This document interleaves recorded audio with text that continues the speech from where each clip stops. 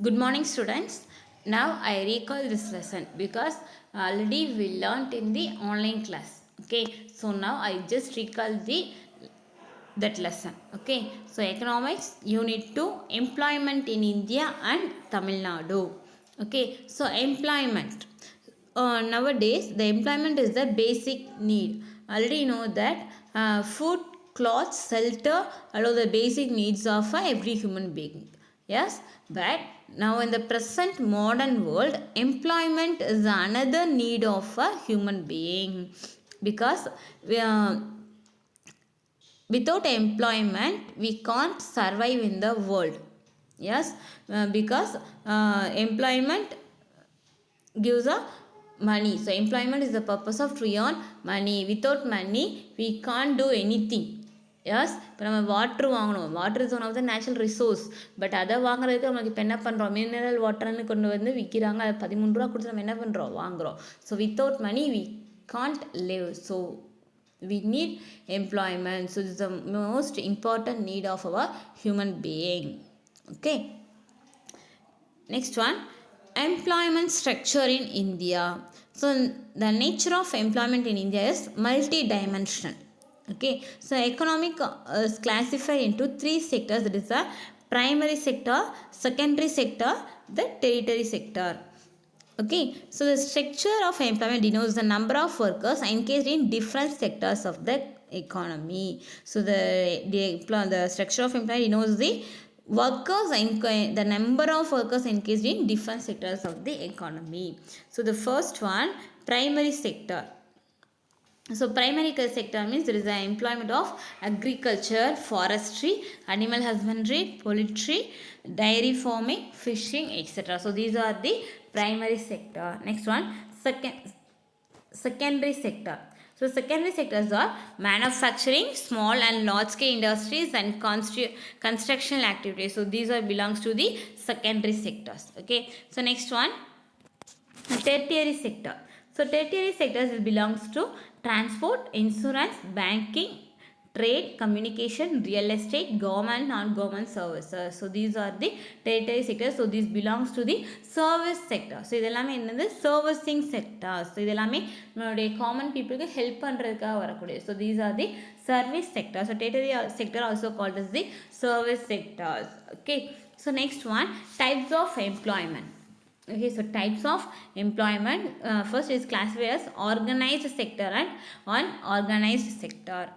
Okay, so organized sector. So organized sector means people working conditions are regulated on the basis of government rules and regulations. So in the organized sector, the industries or any institutions are regulated by the it's regulated on the basis of government rules. Okay, and workers have job security. இப்போ நான் ஒரு 30 இயர்ஸில் ஒரு organise செக்டரில் வேலைக்கு சேர்ந்தேன் அப்படின்னா 15 years compulsory என்ன இருக்கும், எனக்கு ஒரு ஜாப் செக்யூரிட்டி கண்டிப்பாக இருக்கும். வெளியே என்னது தூக்க முடியாது. இப்போ சம்டைம்ஸ் என்னுடைய மிஸ்பிஹேவியர், வே ஆஃப் பிஹேவியர் வேறு மாதிரி இருந்துச்சுன்னா அந்த மாதிரினா வேலையை ரிமூவ் பண்ணலாமே தவிர மற்றபடி என்ன செய்ய முடியாது, நான் வேலையை விட்டு நீக்க முடியாது. So job security is haven. Next one, workers get weekly holidays, medical facilities, retirement benefits, etc.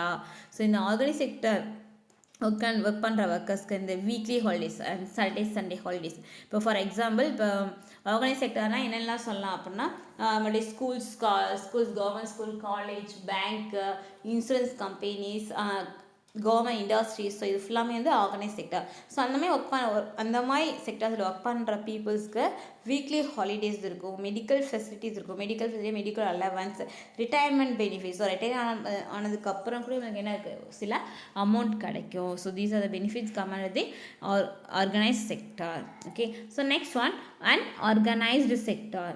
So unorganised sector means இது ஸ்மால் ஸ்கேல் இண்டஸ்ட்ரீஸ் அந்த மாதிரி சொல்கிறோம் இல்லையா.